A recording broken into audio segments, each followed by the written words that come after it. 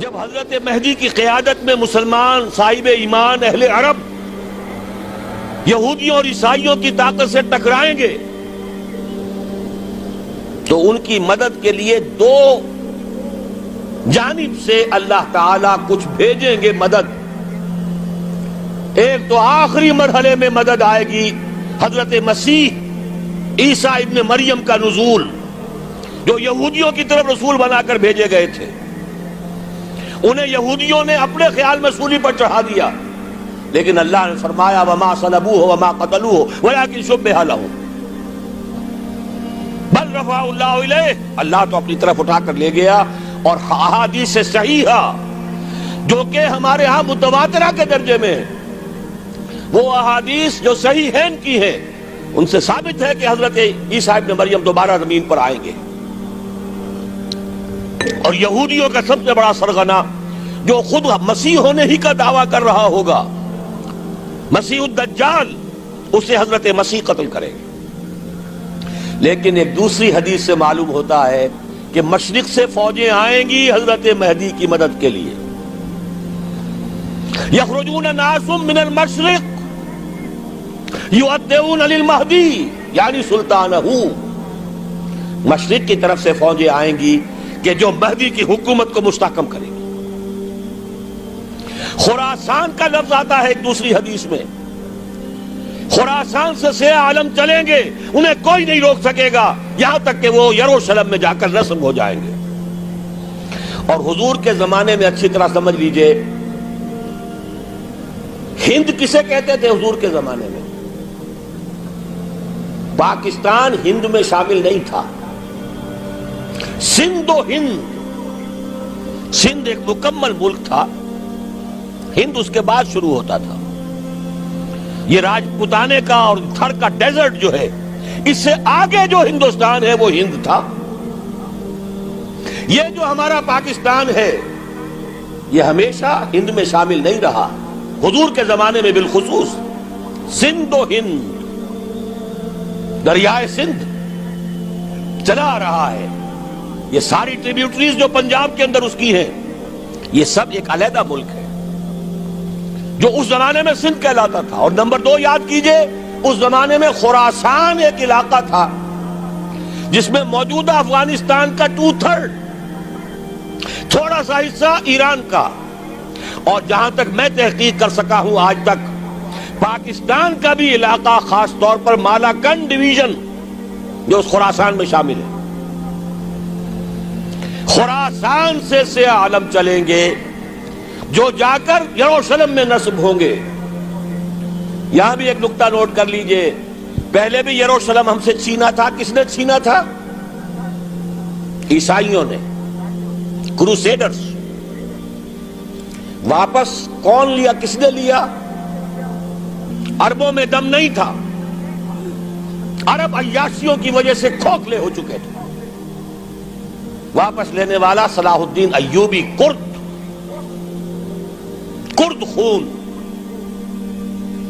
اب دوبارہ یروشلم لیا جا چکا. چھینا کن سے گیا؟ عربوں سے. عرب واپس لے سکتے ہیں؟ کوئی اندیشہ اگر ہو سکتا تھا عراق کے بارے میں کہ شاید اس کے ایٹمک دانت نکل آئے، جو سازش کی گئی، جس طرح اس احمق اور پاگل صدام حسین کو دام میں پھنسایا گیا. صدام 100 جال، دام کہتے ہیں جال کو، 100 اس میں جو پھنسا ہے تو اگلا پچھلا کھایا پیا سب اگلوا لیا. اور ہے ہی کون؟ اس کے پاس ایٹمک ہتھیاروں کا ذخیرہ موجود ہے، اور کسی کے وہ ایٹمک دانت بھی نکلنے نہیں دے رہے. پاکستان کے اوپر کتنا دباؤ، اور ہمیں نہیں پتا کتنا کچھ دباؤ قبول کیا جا چکا. یہ تو سبھی مانتے ہیں. کیپ کر دیا گیا، روک دیا گیا، آگے تو نہیں بڑھ رہا، یہ تو سبھی مانتے ہیں. رول بیک بھی ہو گیا یا نہیں کچھ پتہ نہیں. لیکن کسی صورت یہ نہیں تسلیم کریں گے، قبول کریں گے کہ کسی مسلمان ملک کے پاس ایٹم بم آ جائے. یہودیوں کے پاس ذخیرہ موجود، سب جانتے ہیں. بہرحال یہ جان لیجئے اس علاقے سے امید ہوتی ہے سندھ اور خراسان. حالات بہت خراب ہیں ہمارے، اور حالات بہت خراب ہیں افغانستان کے بھی، لیکن حالات کے بدلتے اللہ تعالیٰ کی مشیت کے تحت دیر نہیں لگا کرتی. سیرت نبوی میں مجھے نظر آتا ہے سن 10 میں 10 نبوی ہجرت سے 3 سال پہلے 2.5 سال پہلے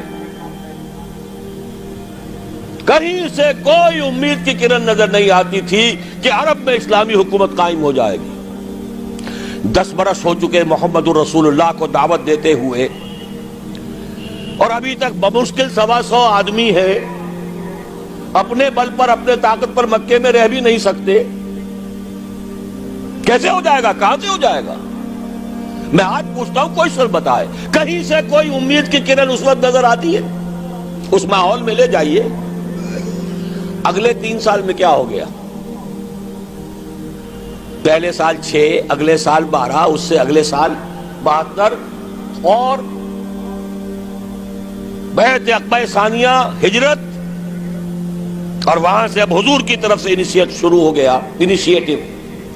تو ہم نہیں کہہ سکتے اللہ تعالیٰ کی قدرت، اللہ کی مشیت. یہ یقین ہے کہ دنیا کے خاتمے سے پہلے نظام خلافت قائم ہوگا، اور تمام دنیا میں ہوگا.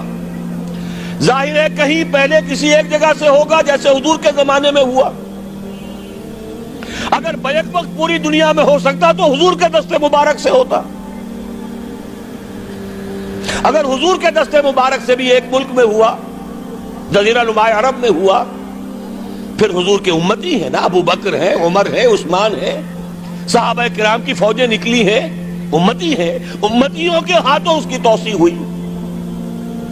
اب بھی یہی ہوگا، کسی ایک علاقے میں ہوگا. میرا گمان ہے، میں یہ یقین سے نہیں کہہ سکتا. گمان بھی میرا ان احادیث کی روشنی میں ہے جو میں نے آپ کو بتا دی اور موجود ہے اس کتابچے کے اندر. علامہ اقبال نے بھی انہی کے حوالے سے کئی کہا ہے، میرے عرب کو آئی ٹھنڈی ہوا جہاں سے، میرا وطن وہی ہے، میرا وطن وہی ہے.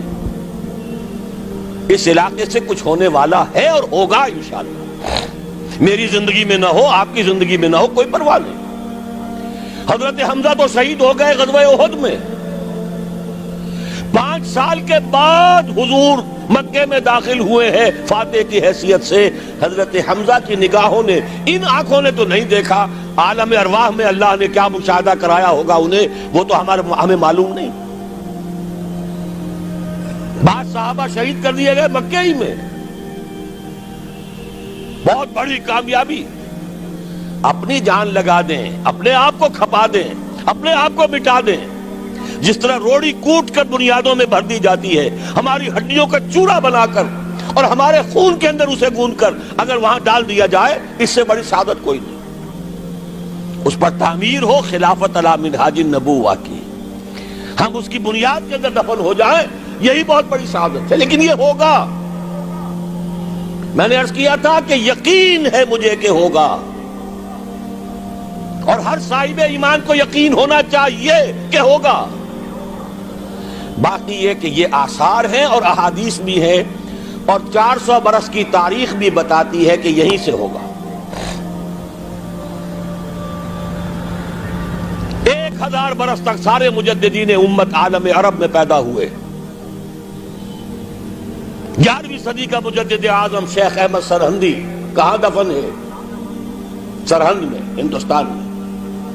12ویں صدی کا مجدد اعظم شاہ ولی اللہ دہلوی کہاں دفن ہے؟ دہلی میں. 13ویں صدی کا مجدد اعظم سید احمد بریلوی، ان کی تو قبر بھی معلوم نہیں، لیکن ان کا خون جذب ہوا دریائے کنہار میں، اور ان کے سینکڑوں ساتھیوں کی لاشیں اس بالا کوٹ کے مقام پر. 14ویں صدی کے مجدد اعظم شیخ الہند، لیکن ان کے ساتھ ساتھ اتنے اعظم رجال علامہ اقبال جیسا مفکر، مولانا مودودی جیسا مصنف، مولانا الیاس جیسا مبلغ کہیں اور ہمیں دکھا دیجئے آپ۔ میں کل کہیں عرض کر رہا تھا، دیکھیے پہلے جو ہے 1000 برس تک ہر خیر ہندوستان میں باہر سے آ رہا تھا۔ معین الدین اجمیری باہر سے آ رہے ہیں،